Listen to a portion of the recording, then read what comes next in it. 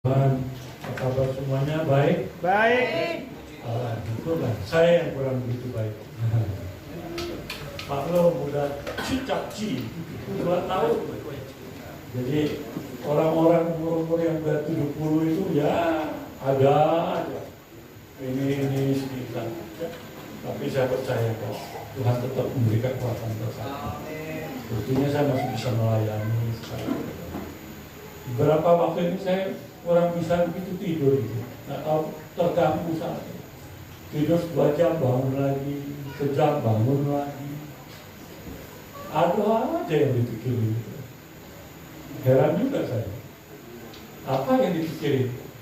Mau saya sampaikan, nggak usah lah ya. Biar saya tanggung sendiri aja lah. Ya, puji Tuhan. Hari ini saya akan menyampaikan firman Tuhan. Oleh karena itu saya percaya kita semua siap untuk mendengar firman ini. Karena ini adalah merupakan suatu hal yang indah bagi kita semua.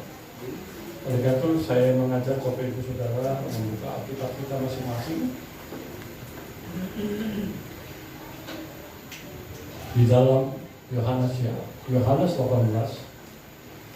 Kalau mau lihat langsung ke depan boleh Yohanes 18 ya. Nah, Yohanes 18 ayat 12 sampai ayat 27. Kita akan baca bergantian ya. Amin. Kita baca bergantian. Kaum pria ayat yang 12, kaum wanita ayat 13 sampai selesai ayat ke-27. Pada hitungan ketiga ya. Ayat bacaan kita hari ini Yohanes 18 ayat 12 sampai 27. Demikian bunyi firman Tuhan kaum pria. 1, 2, 3. Maka pasukan prajurit serta perwiranya dan penjaga-penjaga yang disuruh orang Yahudi itu menangkap Yesus dan membelenggu dia.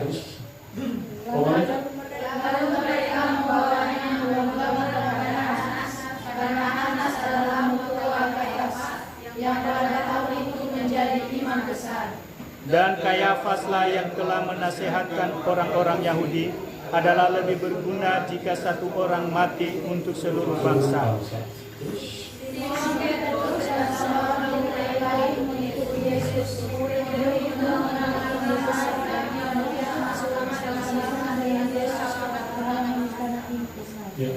Tetapi Petrus tinggal di luar dekat pintu, maka murid lain tadi yang mengenal imam besar kembali keluar bercakap-cakap dengan perempuan penjaga pintu lalu membawa Petrus masuk.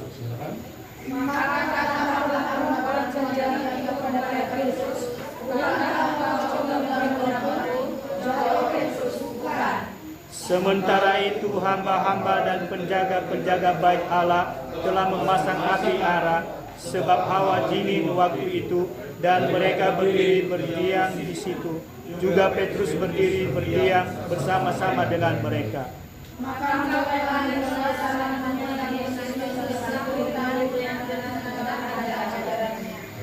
Jawab Yesus kepadanya, "Aku berbicara terus terang kepada dunia.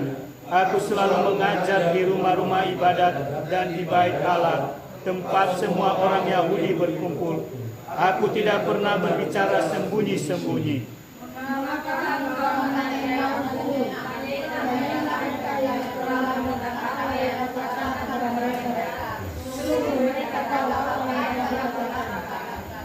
Ketika ia menyatakan hal itu, seorang penjaga yang berdiri di situ menampar mukanya sambil berkata, "Begitukah jawabmu kepada imam besar?"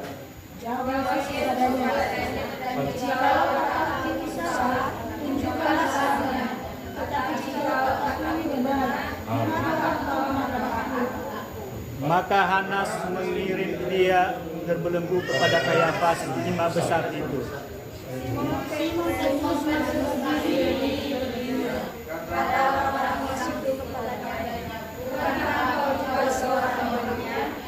Ia menyangkalnya, katanya, "Bukan," kata seorang imam besar, "seorang keluarga dari hamba yang di telinganya dipotong Petrus. Bukankah engkau kulihat di taman itu bersama-sama dengan dia?" Maka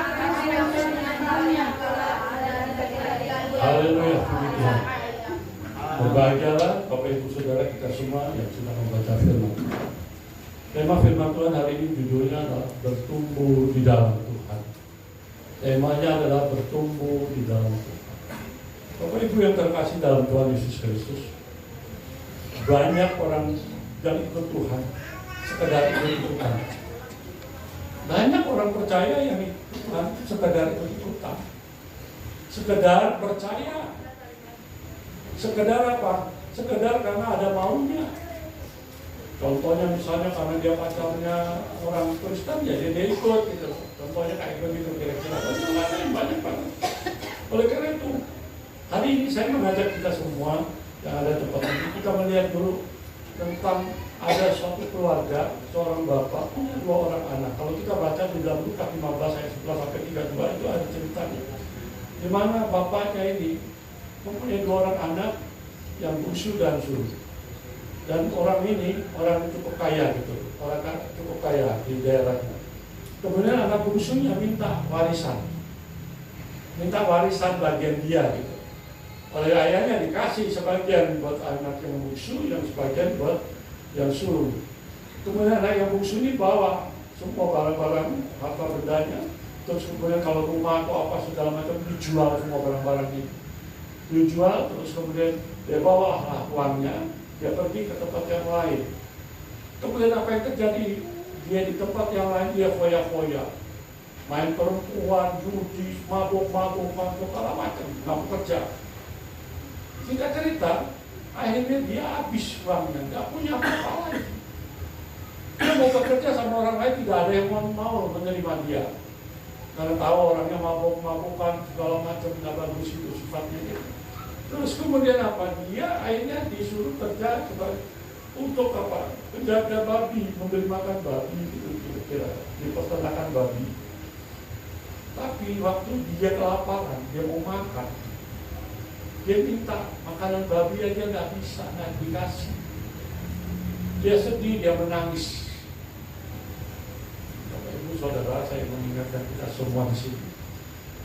Oleh karena itu kalau kita ini dalam keadaan apapun yang terjadi dalam hidup kita, marilah kita bersyukur saja kepada Tuhan. Kemudian apa? Dia ngomong sendiri dalam hati, ya Tuhan, aku berdosa kepadamu, aku berdosa kepada Bapakku, aku mau kembali lagi kepada orang tuaku, kepada Bapakku. Dia pergi. Kalau di dalam ayat 20 diceritakan, pada waktu Bapak lihat dia dari jauh, timbullah belas kasihan bapaknya, timbullah kasih sayangnya kepada anaknya. Dia lari, dia menghampiri anaknya, dia rangkul anaknya, dia cium anaknya. Inilah bukti Bapa yang begitu masih di dunia ini kepada anak-anaknya. Apalagi Bapa di surga. Dia sangat-sangat mengasihi kita semua, amin, sebagai anak-anaknya.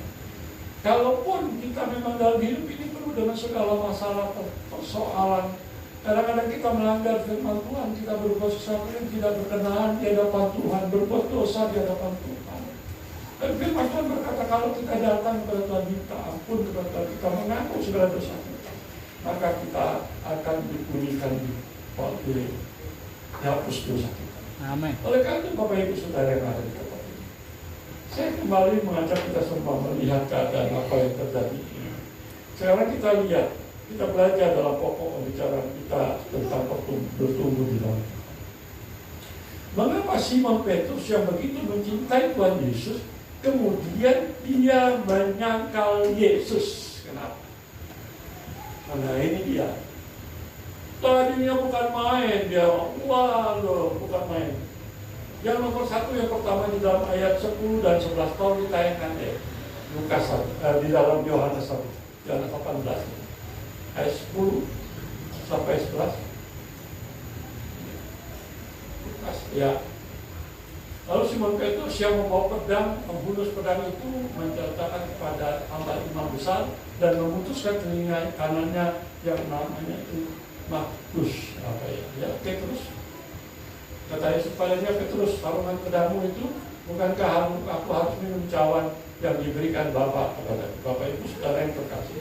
Di sini menjelaskan kepada kita, mengapa Simon Petrus yang tadinya begitu mencintai Tuhan Yesus Kristus, begitu antusias begitu mengikuti Yesus, kemudian dia menyangkal diri? Yang pertama adalah karena apa? Tidak mengenal Tuhan Yesus dengan benar. Orang-orang Kristen yang tidak kenal dengan Tuhan Yesus dengan benar hanya sekedar ikut-ikutan yang tadi saya bilang, hanya sekedar percaya itu loh. Bapak Ibu Saudara yang terkasih dalam Tuhan Yesus Kristus, pengenalan hanya sekedar emosi.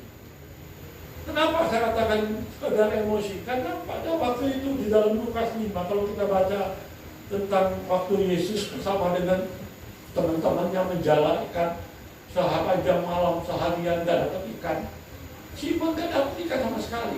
Tapi kemudian ketemu Yesus, Yesus berkata, tebarkan jalanmu ke tempat yang dalam. Maka waktu ditebarkan banyak dapat ikan. Setelah melihat itu semua, Simon Petrus langsung apa? Percaya, karena melihat apa? Mujizat yang dilakukan oleh Tuhan Yesus Kristus. Hanya sekadar karena apa? Melihat itu semua gitu. Oleh karena itu Bapak Ibu yang terkasih, bagaimana dengan kita? Saya mau tanya sekarang, bagaimana dengan kita?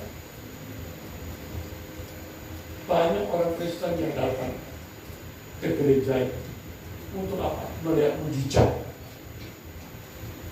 Benar. Hanya datang ke gereja hanya ingin melihat mujizat. Yang paling parah lagi untuk mendapat berkat. Berkat apa? Ya saya terserah saudara yang jawab sendiri. Memang tidak salah kita datang ke gereja itu untuk dapat berkat rohani kita, supaya rohani kita bertumbuh. Untuk datang melihat mujizat dari Tuhan. Makanya kalau ada KKR, terutama di tempat-tempat yang besar gitu, gedung-gedung yang besar atau di lapangan bola begitu, banyak yang datang melihat mujizat.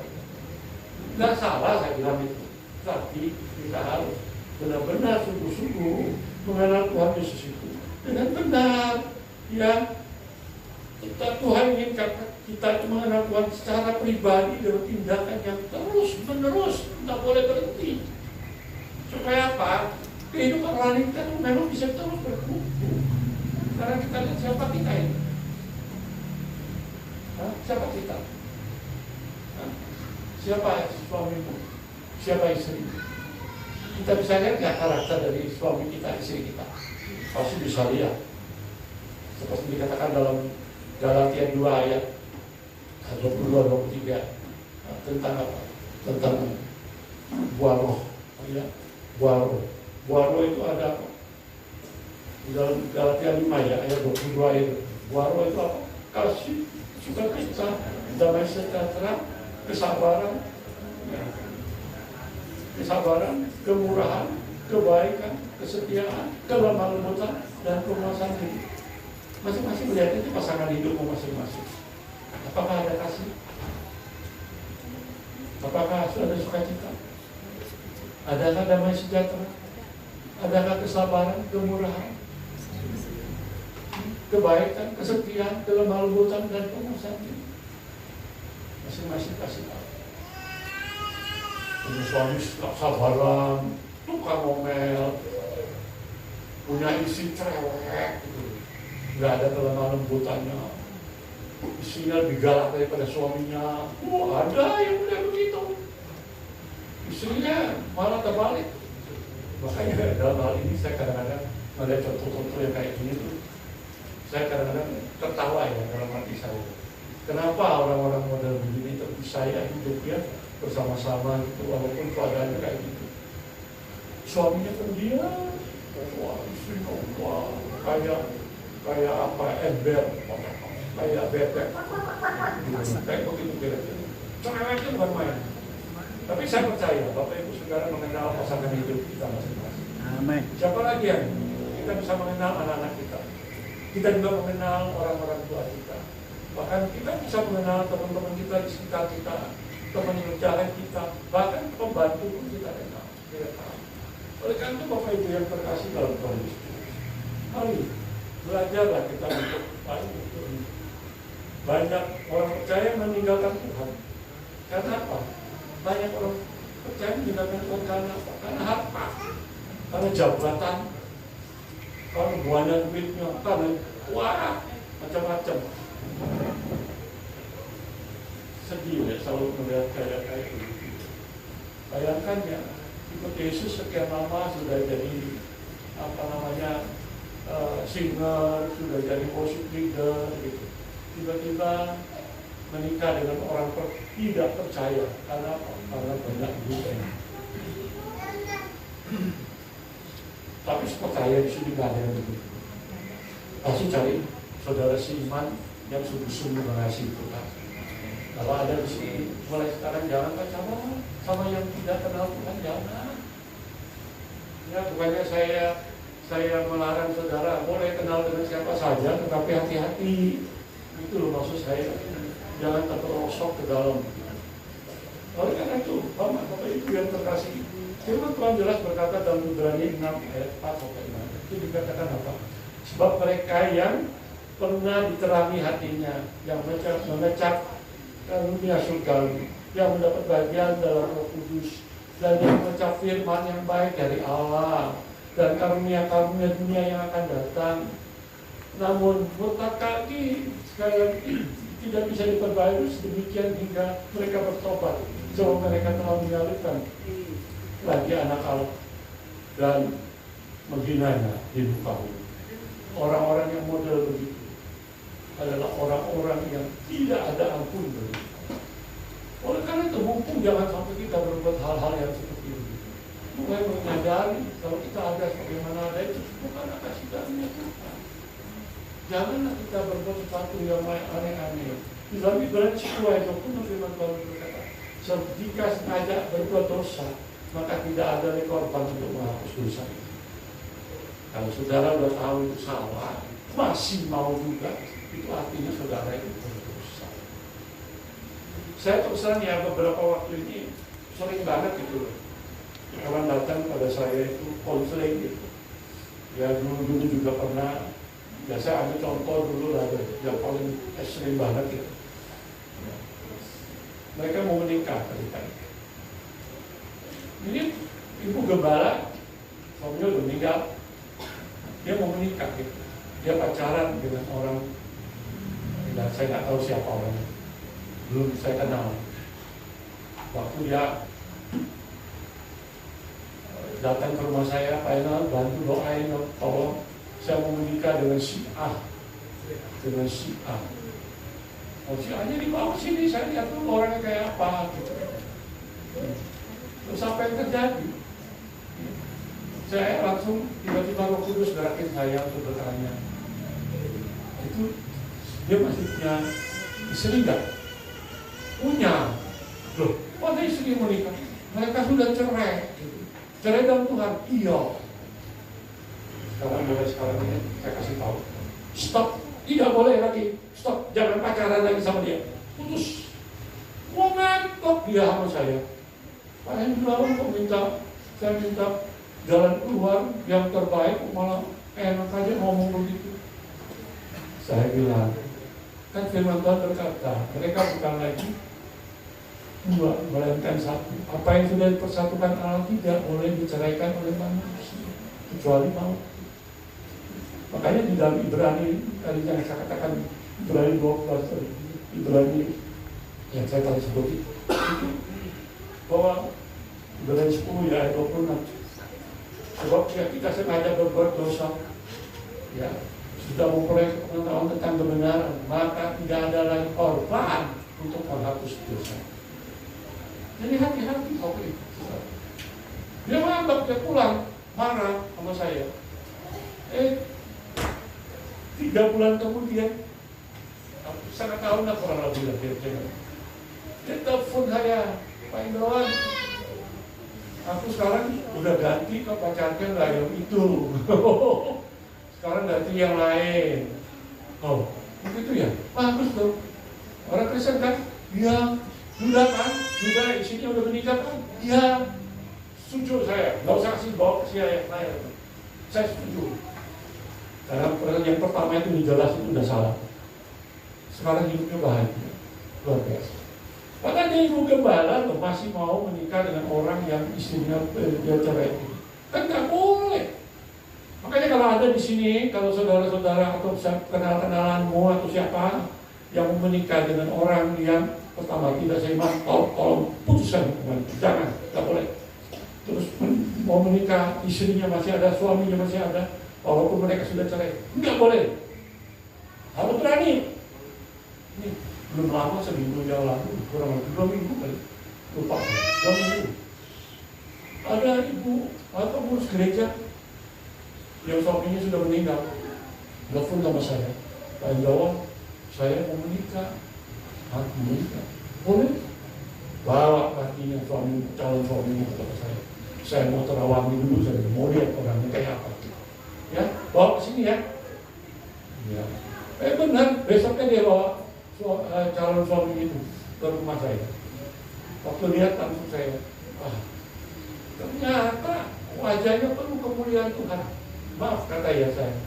Ini contoh-contoh orang hamba Tuhan.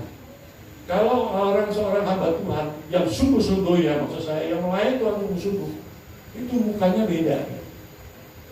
Tapi kalau kita sebagai majelis atau apapun juga, atau sekaligus sudah punya jabatan pendeta sekalipun, kalau memang nggak sungguh-sungguh dalam Tuhan, beda. Saya lihat langsung, wah ini boleh. Langsung saya ngajak ngomongin guyon-guyon. Kata oleh pendeta, bisa bener pendeta dia. Puji Tuhan. Saya bilang, yaudah saya setuju istri kalian berdua menikah. Waduh, kayak yang ini aja gitu. Dia bahagia banget tuh perempuan wanita tersebut. Karena apa? Karena saya setuju. Dan ceritanya ini nggak tahu kapan mau menikah. Orang hamba Tuhan. Bapak Ibu yang terkasih, jangan sekali-sekali melanggar Tuhan. Kita ini hidup hanya sementara di dunia. Gak lama, ya. Oke, yang kedua, tadi tidak mengenal dengan benar ya. Yang kedua, takut menanggung resiko. Tolong ditayangkan deh, ayat 17. Ini ayat 17. Yang tadi, Yohanes 18 tadi. Ayat 17. Ayat 17, kok balik ke Lukas.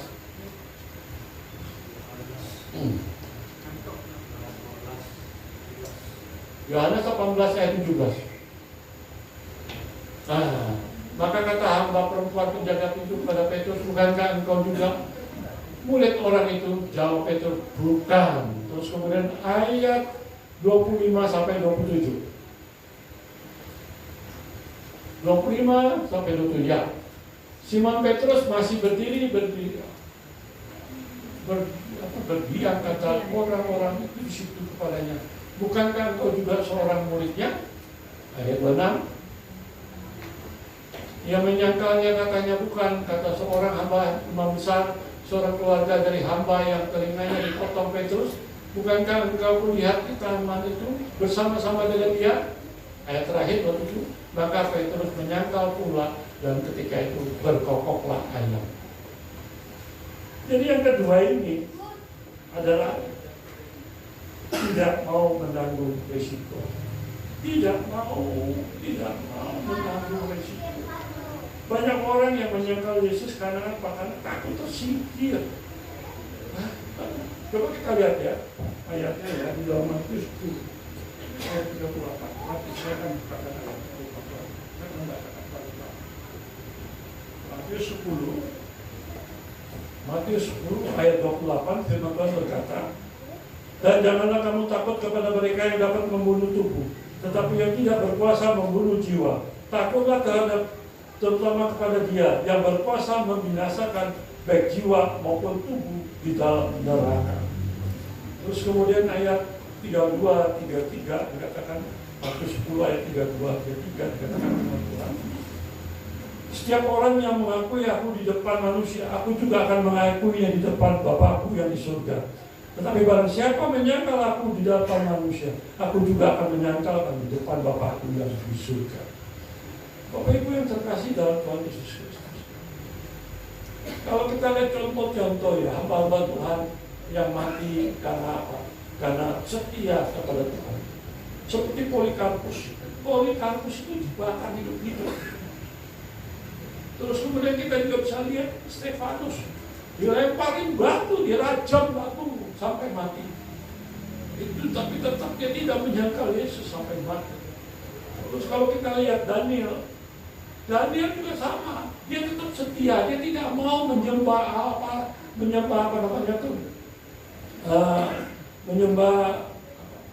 kepada raja, tidak mau. Karena di situ dibikin suatu ultimatum dalam satu bulan tidak boleh seorang pun di kerajaan Darius yang menyembah kepada Allahnya atau kepada dewanya, tapi hanya boleh kepada Raja Darius. Tapi Daniel tidak mau. Akhirnya dia ditangkap, dimasukkan ke dalam apa? Dua singa, dimasukkan ke dalam dua. Tapi singanya nggak mau makan. Tetap kalau orang setia, singa aja jadi teman, walaupun dia lapar. Terus kemudian kita lihat Sadrak Mesak Abednego. Pada waktu itu rajanya Nebukadnezar bikin patung yang tingginya 60 hasta lebarnya 6 hasta. Setiap ada bunyi-bunyian sangkakala, bersuruh kecapi, harus menyembah patung itu. Tapi Sadrak Mesak tidak mau menyembah. Mereka pun dimasukkan ke tempat. Bapak Ibu yang terkasih dalam Tuhan, itu adalah bukti orang yang setia. Ingat, orang yang mau menanggung resiko itu, walaupun harus mati demi nama Yesus, ia akan memperoleh hidup. Matius 10:39 firman Tuhan berkata, barang siapa mempertahankan nyawanya, ia akan kehilangan nyawanya. Dan barang siapa kehilangan nyawanya karena aku, ia akan memperolehnya. Haleluya. Filipi 1:1 berkata, karena bagiku hidup adalah Kristus dan mati adalah keuntungan. Galatia 2:20, namun aku hidup, tetapi bukan aku lagi yang hidup, melainkan Kristus yang hidup di dalam aku. Dan hidupku yang aku hidup sekarang ini oleh iman kepada anak Allah yang telah menyelamatkan kita dan seterusnya. Ya. Bapak Ibu yang terkasih dalam Tuhan Yesus Kristus, mari mulai sekarang Bapak Ibu Saudara itu menyadari keadaan kita masing-masing. Baiklah kita mau senantiasa mau melakukan firman Tuhan dengan sungguh-sungguh. Jangan takut, walaupun memang kalau kita dikucilkan oleh orang lain, tapi kita nggak usah takut, nggak usah khawatir. Tuhan akan bela kita. Ya, oleh karena itu Bapak Ibu kita tidak sakit. Mungkin kita tidak seperti Daniel atau yang lain-lainnya dalam kehidupan hari ini. Kita harus bangga menjadi orang Kristen. Berarti kita harus menunjukkan identitas kita dimanapun kita berada. Oh, kita harus percaya. Oh, kita orang Kristen. Beda. Penampilan kita beda. Bukan jadi orang sombong, enggak. Tapi beda. Orang bisa lihat kita. Oh, lain ya orang Kristen bedanya. Gitu. Siapa yang mau bertampil beda di hadapan orang-orang yang tidak yakin dan percaya? Katakan siapa? Amin. Amin. Kalau saudara lakukan itu, Tuhan tidak akan melakukan hal yang terbaik. Yang ketiga di dalam ayat 18 dan 25. Yohanes 18, tolong deh, tayangkan deh. Yohanes 18.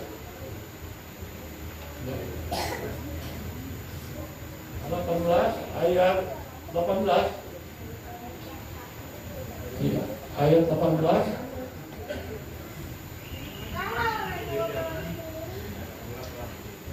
Ya, ayat 18. Ya kan? Itu 25 ayat 18. 18 ayat 18.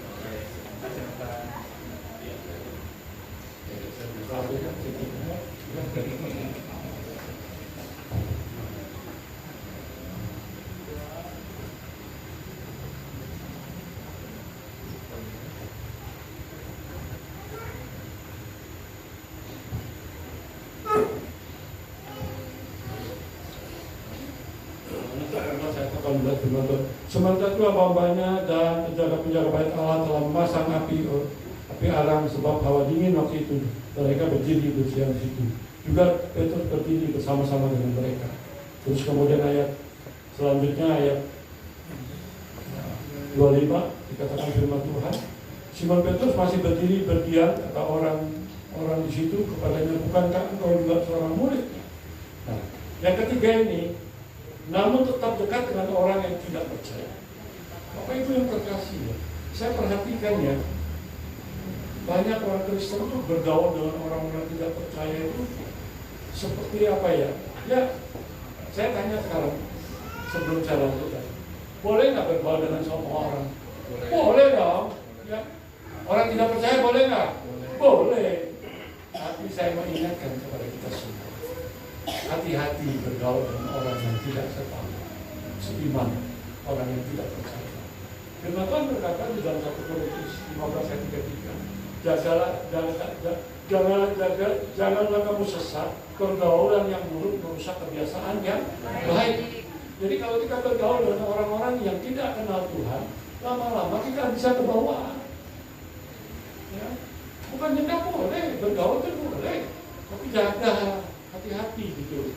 Jangan sampai kalau kita bergantung, kita banyak bergaul dengan komunitas yang baik, yang rohaninya mapan, maka kehidupan rohani kita tidak akan meningkat, akan menjadi mapan gitu. Bergaul dengan hamba Tuhan, pendeta, otomatis kita lama-lama juga bisa jadi mukanya muka penuh muka calon pendeta gitu. Ya. Tapi ya, memang kadang-kadang nggak gampang gitu. Apalagi kita bekerja di salah satu perusahaan di mana banyak orang yang tidak seiman. Bagaimanapun juga kita pasti berkumpul bersama-sama. Tapi tolonglah ya, jangan semaunya. Gitu. Ya, itu yang maksud saya. Ya, terus kemudian kalau kita lihat ya, Yakobus 4 ya, di dalam ayat 4 dikatakan, kayak kamu orang-orang yang tidak setia, tidakkah kamu tahu persahabatan dengan dunia adalah permusuhan dengan Allah? Jadi barang siapa hendak menjadi sahabat dunia ini, ia menjadikan dirinya musuh Allah. Jadi kalau kita bersahabat dengan dunia ini adalah musuh Allah. Ya, hati-hati, jangan kompromi. Ibrani 10 ayat 25 firman Tuhan berkata, janganlah kita menjauhkan diri dari pertemuan ibadah kita seperti yang dibiasakan oleh beberapa orang. Tapi mari kita semakin giat melakukannya dan semakin giat melakukan menjelang kedatangan Tuhan yang mendekat. Jadi kita nggak boleh bolos ibadah. Oleh karena itu saya sangat bersyukur Bapak Ibu Saudara hari Minggu datang ke gereja. Yang lain-lain yang nggak datang kemana saya nggak tahu. Tapi ya saya berharap mereka juga pergi ke gereja. Ya, jangan sampai tinggalkan waktu-waktu ibadah saudara. Sekarang kita lihat tentang bagaimana caranya supaya kita dapat bertumbuh di dalam Tuhan. Ini poin yang terakhir. Yang pertama adalah kita bergaul dengan firman. Kita harus banyak bergaul dengan firman. Yohanes 1:1 firman Tuhan berkata pada mulanya adalah firman. Firman itu bersama-sama dengan Allah. Firman itu adalah Allah. Jadi kita harus banyak bergaul. Roma 10:17 firman Tuhan berkata, dari iman timbul dari pendengaran oleh firman Kristus. 2 Timotius 3:16 firman Tuhan berkata, segala tulisan yang diilhamkan Allah memang bermanfaat untuk mengajar, untuk menyatakan kesalahan, untuk memperbaiki kelakuan dan mendidik orang dalam kebenaran.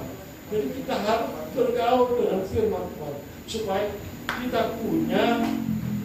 kita dapat bertumbuh hidup kita di dalam Tuhan. Ya. Terus kemudian yang kedua, siap masuk dalam proses Tuhan. Kalau mau bertumbuh, siap masuk dalam proses. Kadang-kadang banyak orang Kristen yang tidak berani, tidak mau diproses oleh Tuhan. Maunya jalan sendiri, suka bandel gitu.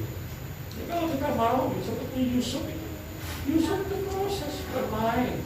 Kalau saudara baca di dalam Yusuf 3:45 ayat 1-8 itu menceritakan tentang Yusuf. Yusuf itu dari kecilnya sudah dibenci oleh kakak-kakaknya. Karena apa? Dia suka mimpi. Kalau mimpi dia ngomong sama kakak-kakaknya. Kakak-kakaknya tambah lama tambah sebel sama dia, tambah siap suka. Karena apa? Dia bilang, nanti aku akan menjadi seorang seperti raja yang akan memberikan, yang akan menghidupi kakak-kakak semua yang ada. Kan seolah seperti orang yang memang mimpi gitu. Tambah marah, emang lu siapa gitu. Makanya akhirnya pada waktu suatu hari Yusuf itu waktu ada di pengembalaan domba-domba bersama kakak-kakaknya. Kakak-kakaknya lihat dia, langsung mereka udah bersedia untuk apa? Membunuh dia, karena ini orang tukang mimpi ini. Kacau nih katanya. Mau bumi. Tapi ada kakaknya yang lain yang tidak setuju, jangan. Mau dimasukin ke sumur juga jangan. Akhirnya ada para orang-orang yang berjalan di situ pengembala ya, seperti apa ya namanya itu, yang orang dari pedagang, istilahnya pedagang atau apa gitu yang pergi dari satu tempat ke tempat lain, dijualnya Yusuf kepada dia. Coba bayangkan, dia bawa kepada bapaknya, orang tua dari Yusuf, oleh kakak-kakaknya, kain yang sudah ada darah lembu. Dikasih, dia bilang, karena bapaknya Yakub adalah dalam keadaan buta gak sendiri, dia kasih tahu bahwa Yusuf dimakan singa. Nah, itu sudah terkasih. Tapi apa yang terjadi? Yusuf ada di Mesir dan dia menjadi orang yang hebat. Di penjara, karena apa, dia waktu itu kerja dengan salah seorang yang kaya, Potifar. Dia kerja di situ. Terus kemudian dia difitnah oleh istri Potifar. Kemudian dia masuk penjara. Di dalam penjara dia bisa memberikan tanda-tanda, dia memberikan tahu kepada penjaga, kepada orang-orang di sekitarnya, hal-hal ada begini, ada begitu, ada dalam mimpinya. Dan semuanya terjadi gitu. Akhirnya para penjara memberitahu kepada raja Mesir. Dan apa yang terjadi? Dia dipakai. Dan akhirnya menjadi orang kedua daripada. Sungguh luar biasa. Oleh karena itu mau masuk dalam proses. Jadi janganlah, kalau kita mau melayani Tuhan, kita harus setia. Jangan sampai kita asal sekedar mau melayani Tuhan, tapi kehidupannya tidak sesuai dengan apa yang ada. Kita harus setia. Setia contohnya ya adalah tentang talenta. Ada seorang yang mau pergi ke orang yang kaya, pergi ke tempat lain karena dia meninggalkan talentanya kepada orang pegawai-pegawai. Ada yang dikasih 5 talenta, ada yang dikasih 2 talenta, ada yang dikasih 1 talenta. Tapi apa yang terjadi? Yang 5 mengembangkan, yang 1 disimpan. Tapi yang dikasih dari Yesus. Jadi kalau kita dikasih karunia talenta itu harus kita kembangkan supaya apa? Menjadi saksi buat orang lain bahwa Tuhan kita adalah Tuhan yang hidup. Oleh karena itu kita harus menjadi orang yang setia. Barang siapa setia dalam perkara-perkara kecil, maka ia setia juga dalam perkara-perkara besar. Sudah harus mulai dari awal ini. Supaya kita sadar bahwa Tuhan sudah menjamin hidup. Roma 8 ayat 28 firman Tuhan berkata, kita tahu sekarang dalam turut bekerja dalam segala sesuatu untuk mendatangkan kebaikan bagi kita. Ya. Jadi percaya aja. Karena rancangan Tuhan itu rancangan yang indah. Di dalam Yeremia 29 dikatakan, sebab aku memudah rancangan apa yang ada padaku mengenai kamu. Demikian firman Tuhan itu, rancangan damai sejahtera, bukan rancangan kesalahan, untuk memberi kepadamu hari depan yang penuh harapan. Jadi Tuhan itu sudah merancangkan hidup kita. Kalau memang semuanya itu kita lakukan dalam hidup kita, kita mau pertama kita mau bergaul dengan firman, kedua kita siap masuk dalam proses Tuhan, maka kita akan diberkati oleh Tuhan. Saudara mau diberkati Tuhan? Amin. Kalau kita mau diberkati Tuhan, tolonglah berkat yang kita terima dari Tuhan itu kita harus pakai dengan sebaik dengan benar. Kita harus menjadi saluran berkat untuk orang lain. Kita diberkati Tuhan, kita menjadi saluran berkat untuk orang lain. Kita harus menjaga berkat itu dengan baik. Kita menjadi saksinya Tuhan. Ya. Kalau kita lakukan hal itu di dalam kehidupan kita masing-masing, maka saya yakin dan percaya hidup kita akan menjadi hidup yang sungguh-sungguh berkenan di hadapan Allah. Dan banyak orang yang tahu mengenal kita, dan kita sungguh menjadi orang yang luar biasa. Saudara mau menjadi orang yang diberkati Tuhan? Amin. Mau menyalurkan berkat kepada orang yang membutuhkannya? Amin. Mau menjaga berkat itu dengan baik? Amin. Mempergunakannya dengan baik? Amin. Saya yakin dan percaya saudara semua pasti mau. Oleh kamu mulai hari ini mau bertumbuh dalam mau hidup dekat, jangan jauh-jauh dari Tuhan. Puji Tuhan, haleluya. Mari